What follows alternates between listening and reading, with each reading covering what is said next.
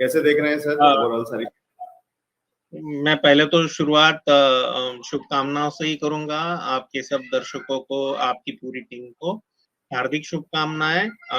हर एक इन्वेस्टर जो मार्केट में पैसा लगाता है उसको पैसा बनता रहे, ये माता जी के चरणों में प्रार्थना। और उससे शुरू करते हैं आज का दिन। तो जहां पे हम लोग आज खड़े हैं इसका एक फॉलो अप आना जरूरी है। हम लोगों ने जो देखा है यूएस मार्केट ने बाउंस बैक किया है, तो वो प्री कोविड लेवल के नजदीक से बाउंस बैक किया हुआ है। और जो यूएस में कर हम लोगों को रैली देखने को मिली, उसके कहीं ना कहीं रिप्लीकेशन आज इंडियन मार्केट में इनिशियल स्टेजेस में देखने को मिल रहा है। ये जब भी ये चीज होता है मार्केट में, जब भी एक ग्लोबल सिनेरियो की वजह से इंडियन मार्केट जब भी बाउंस बैक करेगा या सेल ऑफ होगा, तो उसके एक फॉलो अप देखने हम लोगों को बहुत नेसेसरी हो जाएंगे। जैसे कि कल हम लोगों ने देखा कि एक पूरी तरह से एक अच्छा खासा सेल ऑफ मार्केट में बना। उसके रैशनल्स बहुत सारे थे ऑलरेडी। डाउ नीचे था, कोविड प्री कोविड लेवल्स के नीचे डाउ पहुंच गया था, और वही लेवल पे सपोर्ट लेके डाउ ऊपर निकला हुआ है। जहां पे इंडियन मार्केट का सवाल है 16,700 16,900 के दरमियान बहुत सारे मल्टीपल मूविंग एवरेजेस जैसे 16 100 का ईएमआई है, 200 का ईएमआई, तो ये लेवल्स वहां पे है। तो यहाँ से एक बाउंस बैक जरूर बनता है मार्केट में। लेकिन ये बाउंस बैक फीजल आउट होने के चांसेस भी उतने ही बने रहेंगे जब तक उसका फॉलो अप देखा नहीं जाता है। तो मैं ये समझता हूँ आज के दिन से इम्पोर्टेंट डेज रहेंगे थर्सडे फ्राइडे। ओके, तो छुट्टी के बाद कैसा माहौल रहेगा वो बहुत इंपॉर्टेंट है। नॉर्मली हम लोगों ने देखा है कि जब भी इंडियन मार्केट में छुट्टी आती है तो एसजीएक्स डांस करते रहता है जोरों से, और पैनिक सा सिचुएशन बना रहता है। थर्सडे जब आएंगे तो नॉर्मल चीजें वापस देखने को मिलती है।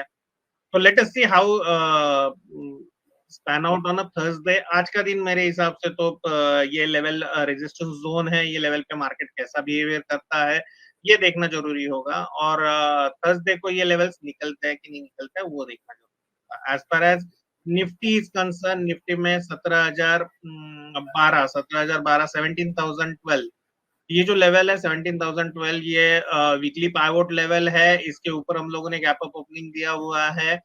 मेरे हिसाब से ये लेवल एक बार ये वीक में आने रिटेस्ट हो सकते हैं। ठीक है। उसके बाद ये मंथ का जो रेजिस्टेंस जोन है, जो पाइवोट पॉइंट है मंथ का, वो 17,312 है। तो ये पाइवोट पॉइंट भी ऊपर के लेवल में रीचेक हो सकता है। तो मोटा मोटी अगर मैं निफ्टी की बात करूं तो निफ्टी के लिए मेरे पास जो लेवल्स है वो 17,312 से लेके नीचे में 17,012 तक, ये 300 पॉइंट के लेवल्स है। जहां पे बैंक निफ्टी की बात करूं मैं, तो बैंक निफ्टी में आपको जो लेवल्स दिखेंगे स्पॉट बेसिस पे, वो लेवल्स 39,138 जो R3 है आज का इंट्राडे का। उसके बाद आपके ऊपर में लेवल दिखेंगे 39,286 जो पाइवोट पॉइंट है मंथली बेसिस वाला, और वीकली बेसिस वाला जो पाइवोट पॉइंट है वो है 38,416। तो मोटा मोटी मैं देखने जाऊं तो 1,000 पॉइंट का रेंज मुझे यहाँ भी दिखने को मिल रहा है। और कंपेयर टू निफ्टी मुझे बैंक निफ्टी थोड़ा सा रेजिस्टेंस से ज्यादा रिएक्शन बैंक निफ्टी में आते हुए दिख रहा है।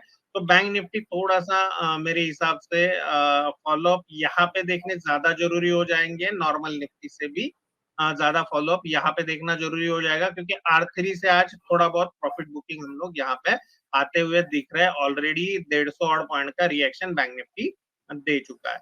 वैसे हम लोग निफ्टी फिनेंशियल सर्विसेज का बात करते हैं, तो निफ्टी फिनेंशियल सर्विसेज भी हम लोगों को कहीं ना कहीं एक रेंज, एक दायरा बना हुआ दिख रहा है, जिसमें 17,804 ये ऊपर का रेजिस्टेंस जोन है जो मंथली बेसिस का पिवट पॉइंट है, और वीकली बेसिस का जो पिवट पॉइंट है वो 17,435 का है।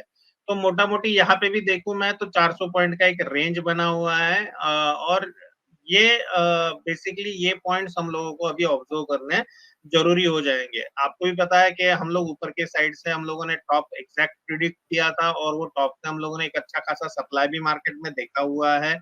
अभी ये जो बॉटम से बाउंस बैक आ रहा है, ये बाउंस बैक सस्टेनेबल है कि नहीं है ये जानना बहुत जरूरी होगा आगे आने वाले दिनों के लिए। इवन डाउ जोन्स में भी हम लोग देखेंगे तो डाउ जोन्स में एक डाइवर्जन है, और वो डाइवर्जन के हिसाब से जो टारगेट डाउ जोन्स में आना चाहिए था वो एक ही दिन में अचीव हो चुका है। तो इवन आगे आने वाले 2 दिन में डाउ जोन्स क्या बिहेव करेगा वो भी अपने को देखने के लिए इम्पोर्टेंट हो जाएगा।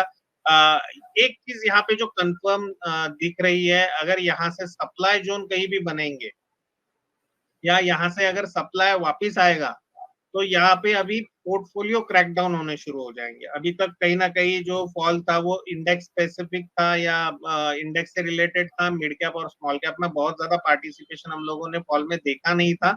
अभी जो फॉल आ सकता है वो ब्रॉड बेस आ सकता है। मतलब ये जो अगर हम लोग जो लेवल्स की मैं बात कर रहा हूँ 17,312, ये लेवल के ऊपर सस्टेन नहीं होते हैं तो जो फॉल आएगा वो ब्रॉडबेस फॉल आएगा, और ये ब्रॉडबेस फॉल में फिर हम लोग बहुत नीचे के लेवल्स देख सकते हैं, क्योंकि ये ब्रॉडबेस फॉल में अपने को 200 डीएमए भी कट करने के आसार बने हो सकते हैं। तो ये इसीलिए आज का दिन जो है मोर और लेस वेट एंड वॉच का दिन रह सकता है। स्पेसिफिकली जो लेवल्स है वो फॉलो करने बहुत जरूरी है। तो यहाँ से दर्शकों से एक निवेदन रहेगा कि विदाउट कंफर्मेशन कोई ट्रेड नहीं लीजिएगा। अगर विदाउट कंफर्मेशन कोई ट्रेड्स आता है, विदाउट फॉलोअप कोई ट्रेड्स आपको आते हैं तो उसमें आपके लॉसेस होने की संभावनाएं बहुत ज्यादा रहेगी। तो लॉसेस होने की संभावनाएं बढ़ सकती है, रिस्क बढ़ सकता है, कह रहे हैं विशाल सर।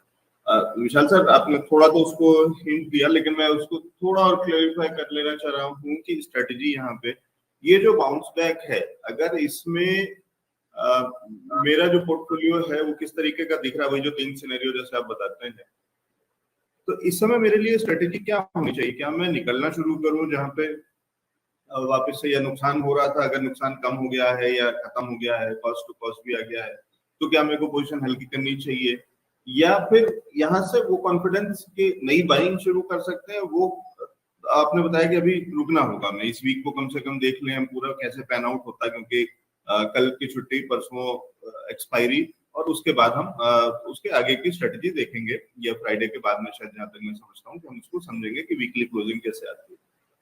स्ट्रेटेजी मेरे लिए पोर्टफोलियो के अंदर में क्या होनी चाहिए? जी सर। देखो यहाँ पे सिंपल स्ट्रेटेजी जो है, मोर और लेस ये जो बाउंसिंग डेज होता है ना, ये मेरे लिए बहुत इंपॉर्टेंट होता है। ओके, अगर निगेटिव मार्केट में, बेरिश मार्केट में एक बाउंस आ रहा है, ओके, और वो बाउंस पे अगर मेरा स्टॉक पार्टिसिपेट नहीं कर रहा है, इनफैक्ट बाउंस पे अगर मेरा स्टॉक सेल ऑफ हो रहा है, तो ये पहली निशानी है वीक के स्टॉक की। तो ऐसे स्टॉक्स में तो पहले पल्ला झाड़ लीजिए, ऐसे स्टॉक से पहले बाहर आ जाइए। ठीक है, अभी आते हैं मार्केट परफॉर्मर पे। जो मार्केट ऊपर चल रहा है, मार्केट के साथ मेरा स्टॉक भी ठीक ठाक परफॉर्म कर रहा है, वो मार्केट परफॉर्मर कहलाता है। तो जो मार्केट परफॉर्मर है तो वो डेफिनेटली मार्केट के ट्रेंड के हिसाब से चलेंगे। अगर यहाँ से मार्केट का ट्रेंड बुलिश हो जाता है तो वो आपको एक डिसेंट रिटर्न दे सकता है, बेरिश हो जाएगा तो वो बेरिश मार्केट में करेक्ट भी कर जाएंगे। ओके, तो वो तो मार्केट के ट्रेंड के हिसाब से चलने वाले लोग हैं। और तीसरा जो पैटर्न है वो आउट परफॉर्मर्स है, जैसे कि हम लोग कुछ चावल वाले स्टॉक देख सकते हैं, तो वो वहां पे कंटिन्यूअस आउट परफॉर्म आते हुए दिख रहा है। कुछ होटल इंडस्ट्री के स्टॉक थे जो पूरे बेरिश मार्केट में ऊपर चल रहे थे, कुछ फार्मा वाले स्टॉक थे जो ये बेरिश मार्केट में ऊपर चल रहे थे, तो वो आउट परफॉर्मर की लिस्ट में अगर अभी आज भी वो अगर आउट परफॉर्म कर रहे हैं तो that should be the stock added or hold in my portfolio. The weakest stocks should be exited, और जो मेरे परफॉर्मर स्टॉक्स है, मार्केट को परफॉर्म कर रहे हैं, मतलब मार्केट के बराबर परफॉर्म कर रहे हैं, ना ज्यादा ना कम, ओके, तो वो स्टॉक में तो इंडिविजुअल मेरे टारगेट्स होते हैं या स्टॉप लॉस मेरे ट्रिगर्ड होते हैं, तो उसमें से एग्जिट करना चाहिए। लेकिन जो वीक स्टॉक है उसमें से खड़े रहने का कोई औचित्य नहीं है। ठीक है, तो उनके रिप्लेसमेंट अपने को देखने पड़ेंगे, वीक स्टॉक के रिप्लेसमेंट जरूर ढूंढने पड़ेंगे। तो ये 3 तरीके की स्ट्रेटेजीज हम लोग अपना सकते हैं। जो आउट परफॉर्मर है उनको पोर्टफोलियो में ऐड किया जाए, जो अंडर परफॉर्मर है या वीक स्टॉक्स है उनको पोर्टफोलियो में से एग्जिट करवाया जाए, और जो मार्केट परफॉर्मर्स है उनकी तरफ स्टॉप लॉस या टारगेट उनके जो भी है वो तरीके से उनकी तरफ एनालाइज करके देखा जाए।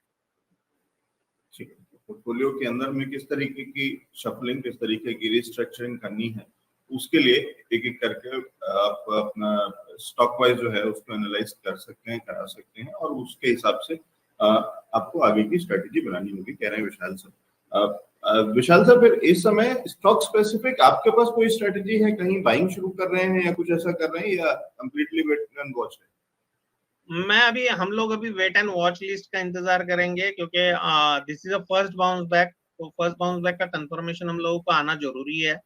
ओके, और बाउंस बैक पे जैसे सेल ऑफ पिछले टाइम पे हुआ था, वही सेल ऑफ वापस होता है तो ये बहुत बेरिश हो जाएगा मार्केट के लिए, और वहां से जो लॉसेस होंगे उसके जो है विड्थ होगी वो जरा ज्यादा होगी, या लॉसेस जो तरीके के होंगे वो उसका क्वांटम बहुत ज्यादा होगा। ओके, तो इसके लिए फॉलो अप हम लोग जरूर देखना चाहेंगे। फॉलो अप के बिना बाय करना थोड़ा सा दिक्कत वाला यहाँ पे साबित हो सकता है। दिस इज समथिंग के जहाँ पे साइकोलॉजिकल प्ले बहुत बड़ा गेम प्ले करता है।